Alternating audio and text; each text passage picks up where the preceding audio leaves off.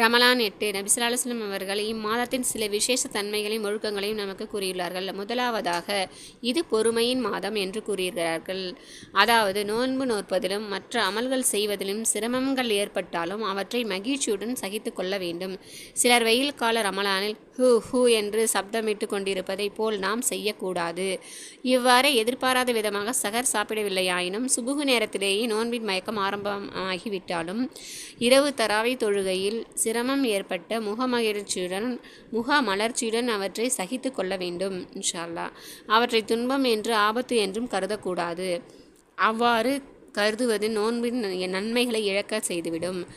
நாம் உலக காரியங்களில் அற்ப நோக்கங்களுக்காக சாப்பாடு, குடிப்பு, ஓய்வு, சுகம் அனைத்தையும் விட்டுவிடுகின்றோம். அவ்வாறு இருக்க அல்லாஹ் தஆலாவின் திருப்தியை, பொருத்தத்தை பெறுவதற்காக இந்த விஷயங்கள் ஏதேனும் ஒன்று நிகழ்ந்துவிட்டால் என்ன குறைவு ஏற்பட போகிறது?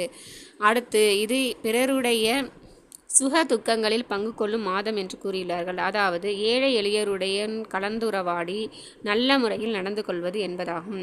நாம் நோன்பு திறக்க 10 வகையான பொருட்களை தயார் செய்தால் குறைந்த அளவு அவற்றில் 2-4 பொருட்களையாவது ஏழைகளுக்கு வழங்க வேண்டும். இன்ஷா அல்லாஹ் அவர்களுக்கு நமக்குரியதை விட சிறந்ததாக கொடுக்காவிட்டாலும் சமமாவது இருக்க வேண்டும். ஆகவே இந்த அளவு நம்முடைய நோன்பு திறத்தல், சஹர் செய்தல் ஆகியவற்றை ஏழை எளியோருடன் பங்கு கொண்டு நாமும் நன்மை பெறுவதற்கு எல்லாம் அல்லாஹ் தஆலா நமக்கு தௌஃபீக் செய்வானாக. ஆமீன்.